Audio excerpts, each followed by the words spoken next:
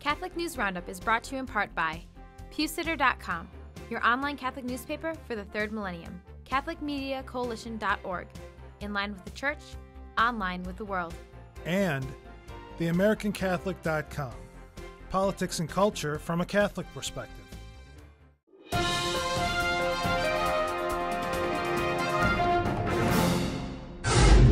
Hello and welcome to today's edition of Catholic News Roundup. I'm Matthew McAuliffe. Kinda Catholic. While Newt Gingrich, a Catholic convert since 2009, has been very successful in winning the Catholic vote, according to recent polls, he seems to be fickle at best when it comes to whether or not he adamantly supports the teachings of the Church on life or not. OneNewsNow.com reports that he has been successful at capturing 43% of Catholic voters, according to a recent poll of 13,000 Catholics, saying that Catholics are looking at him through a lens of values, not identity. If that is the case, Gingrich is taking some serious risks with an audience he should be primarily trying to identify himself with, telling ABC News in an interview at the end of last week that he believes life begins at implantation and not conception. Quote, "Otherwise, you're going to open up an extraordinary range of very difficult questions," end quote. However, according to Cybernet News Service, he is playing politician at the very least, turning around over the weekend to post a statement on his campaign website saying that he believes life begins at conception, begging the question, what does he really believe? Conscience on trial. A student from a public university in Georgia is filing an appeal in court after being threatened with expulsion for trying to exercise her conscience rights by expressing her discomfort with counseling homosexuals.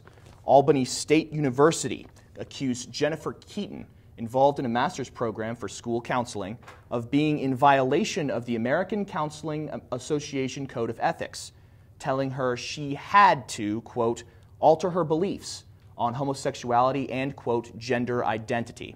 LifeSite News reports the school has drawn up a plan to put her through what they call, quote, diversity sensitivity training, which would force her to attend homosexual activist events, as well as discuss how so-called remedial reading assignments about homosexuality have impacted her beliefs. At her refusal to comply with the program, she was told by university officials, quote, "You don't have to believe it, you just have to say you do," end quote. Though her initial case suing Albany State for religious discrimination was denied, she will plead her case before an appeals court this week, assisted by the Alliance Defense Fund. Court rules, schools out. The Supreme Court is pushing the envelope in the church-state battle with a ruling that will ban Christian services from public schools in New York City. According to the Associated Press, the court rejected an evangelical church's plea to overturn the city's ban of religious services from public school premises, while city government claims that to allow such services to go on would violate the separation of church and state. The city says that roughly 6 congregations have used public schools for their services in 2009. Stay with us. We'll be back in just a few seconds. Catholic News Roundup is brought to you in part by NewOxfordReview.org, the voice of Catholic Orthodoxy, in print and on the web, and RenewAmerica.com, expanding the influence of America's grassroots in the cause of freedom. Faith for Atheists. The natural longing of the human soul to be reunited with its Creator through faith is becoming a matter of interest to atheist scientists, according to a new study. This particular survey, part of a larger one, took a look at college faculty in the natural and social sciences, only to find that 17% of such non-believers who have children say they have attended religious services more than once in the past year.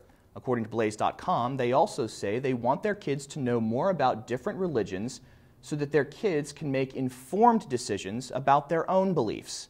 The researcher behind the new study, Elaine Howard Eklund of Rice University, says, quote, "Our research shows just how tightly linked religion and family are in U.S. society, so much so that even some of society's least religious people find religion to be important in their private lives." And finally, world's biggest tree. Benedict XVI will light up the world's biggest Christmas tree later this week in the Italian province of Umbria. The Vatican Insider says, according to the communique issued by the local diocese, the giant fir tree is included in the Guinness Book of World Records, located on a mountain overlooking the town of Gubbio.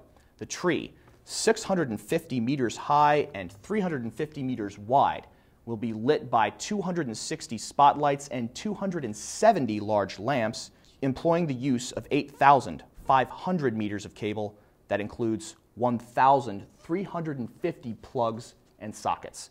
The Pope will light the tree with one touch of a button on his iPad 2 from his papal apartments using a special application from over 100 miles away.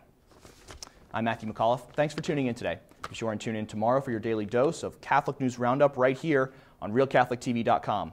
And be sure to check out The Vortex today, where Michael talks about conditioning the next generation and being Catholic on the wrong terms. Thanks for tuning in. Be sure to tell all your friends about us. And as always, God bless you.